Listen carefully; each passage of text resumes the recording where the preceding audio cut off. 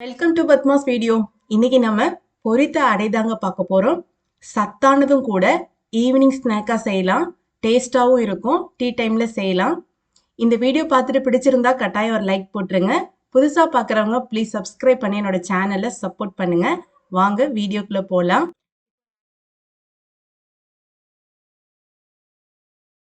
பொரித்த அடைக்கு தேவையான பொருள் என்னன்னு பார்க்கலாம். இது வந்து இட்லி அரிசி, புழுங்கல் அரிசி, இது பச்சரிசி, இது வந்து உளுந்து, இது பாசிப்பருப்பு. ஸோ இது நாலும் ஒரே அளவாக எடுக்கணும். நான் வந்து இந்த கப்பில் தான் மெஷர் பண்ணேன். ஸோ இதே கப்பால் புழுங்கல் அரிசி ஒரு கப் வந்து பச்சரிசி, ஒரு கப் வந்து பாசிப்பருப்பு, ஒரு கப் உளுந்து, இது நாலும் எடுத்திருக்கேன். இது வந்து துவரம் பருப்பு, இது வந்து கடலைப்பருப்பு. இது எவ்வளோ எடுக்கணும்னா 2 கப் துவரம் பருப்பு எடுக்கணும், 2 கப் கடலைப்பருப்பு எடுக்கணும்.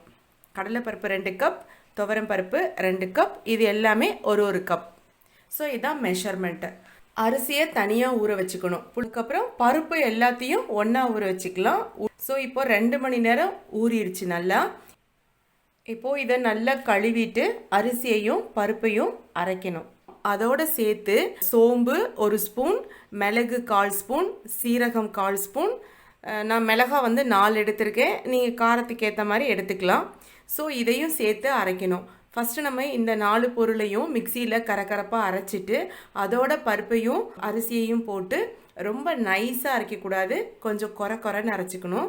அரிசியும் பருப்பும் அரைச்சிட்டு வந்தாச்சு. அதோட மிளகு, சீரகம், சோம்பு, மிளகா சேர்த்து அரைச்சாச்சு. இப்போது இதில் மஞ்சத்தூள், தேவையான அளவு உப்பு டேஸ்ட் பண்ணிவிட்டு நம்ம போட்டுக்கலாம். அப்புறம் பொடியாக அரிஞ்ச வெங்காயம், மல்லித்தலை பொடியாக அரிஞ்சது. இதில் நான் ஒரு 4-5 இலை வந்து புதினா போட்டிருக்கேன். ஒரு ஃப்ளேவருக்காக, நிறைய புதினா போடக்கூடாது, அப்புறம் அது ரொம்ப ஃப்ளேவர் வந்து டாமினேட் பண்ணிடும். ஒரு லேசான ஒரு ஃப்ளேவரோடு இருந்தால் ரொம்ப டேஸ்ட்டாக இருக்கும். நான் ஒரு 4-5 தான் போட்டிருக்கேன் எண்ணி.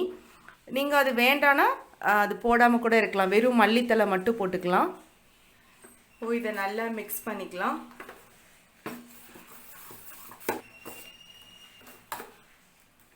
இதில் கொஞ்சமாக தண்ணி ஆட் பண்ணிக்கலாம், ரொம்ப தண்ணியாக இருக்கக்கூடாது.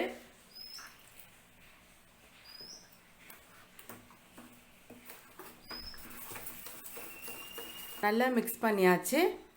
இந்த அளவுக்கு கன்சிஸ்டன்சி இருக்கணும், ரொம்ப தண்ணியாக இருக்க வேண்டாம். இப்போ நம்ம தோசைக்கல்ல குட்டி குட்டி அடையா இதை ஊற்றணும்.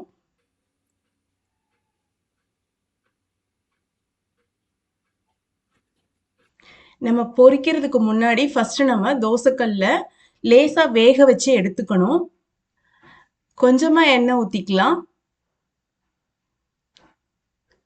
ரொம்ப முருகலாகி ரொம்ப செவப்பாலா வேக வைக்கணும்னு அவசியம் இல்லை, ஏன்னா நம்ம இதை எண்ணெயில பொரிக்க போறோம். இந்த அளவுக்கு வெந்திருந்தா போதும், எடுத்துடலாம். இது மாதிரி எல்லாத்தையும் ஊற்றி வச்சுக்கணும். இப்போ எண்ணெயை நல்லா காய வச்சுட்டு அடுப்பை கொஞ்சம் மீடியம் ஃப்ளேமில் வச்சுட்டு இப்போ நம்ம தோசைக்கல்ல ஊற்றின இந்த குட்டி குட்டி அடைகளை பொரித்து எடுக்கணும்.